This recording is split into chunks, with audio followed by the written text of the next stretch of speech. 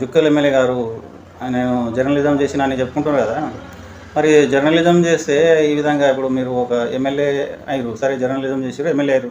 MLA క్వాలిటీస్కి తగ్గట్టుగా జర్నలిజాన్ని మీరు దాన్ని అతికిస్తే మరింత మంచి సేవలు చేయొచ్చు. మరి ఇదేంది ఈ చిన్న చిన్న వాటికి కూడా మీరు పట్టించుకొని ఏదో పెద్దగా ఫీల్ అయ్యి ఏంది అన్నది అవసరం లేదు.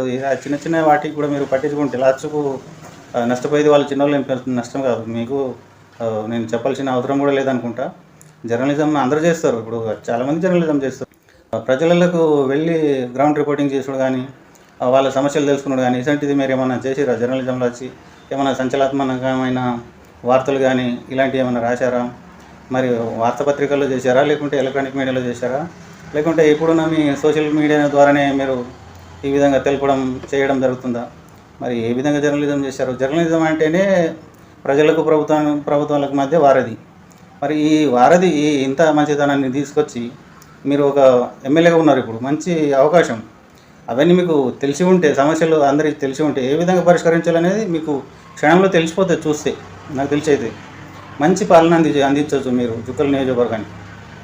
కనీసం చిన్న చిన్న వాటికి పట్టించుకుంటే మాత్రం చేయాల్సిన పెద్ద పెద్ద పనులకు డిస్మూడ్ అయ్యాల్సి ఉంటుంది. ఇది నా సూచన అనుకోండి, మీరు ఏమని అనుకోండి. నాకు ఉన్న అనుభవాన్ని బట్టి చెప్తున్నా. నేను ఇప్పటికే నేను ఈ ఫీల్డ్లో ఉన్నాను. అన్నీ చూసినాం మేము, మంచి చూసినాం, చెడు చూసినాం, దెబ్బలు తిన్నాం, అవన్నీ అయినాయి ఉంటాయి. మంచి వార్తలు రాస్తే చాలామంది మెచ్చుకుంటారు. ఇక అన్నీ మంచి రాసి ఏదో ఒక చిన్న వార్త రాస్తే దానికి పట్టుకొని ఏలాడి ఆడు ఇట్లా రాసా అట్లా రాసా, వాడు ఈ విధంగా చేసా ఆ విధంగా చేసా, ఇట్లా ఉంటాయి. ఆ జర్నలిజం మంచి ఒక ఫీల్డ్. మన దేశం మంచిగా నడవాలంటే 4 స్తంభాలలో ఇదొక స్తంభం. జర్నలిజం కూడా మీకు తెలిసే ఉంటుంది, నేను చెప్పాల్సిన అవసరం లేదు. చదువుకొని ఉంటారు కదా జర్నలిజం కోర్సులలో. నేను కూడా జర్నలిజం చేసినా కానీ క్షేత్రస్థాయిలో ఉండి మీరు అనుభవించిన ఏమన్నా జ్ఞాపకాలు అవి ఉంటే గుర్తుకు తెచ్చుకొని మంచి పాలన అందించాలనే ఉద్దేశంతో నేను మాట్లాడుతున్నా. కాకపోతే చిన్న విన్నపం, ఇంతకుముందు చెప్పిన చిన్న చిన్న వాటికి మీరు పట్టించుకోవద్దు. చూసి చూడకపోతే మీకు మంచిగా ఉంటుందని నేను భావిస్తున్నాను. Thank you.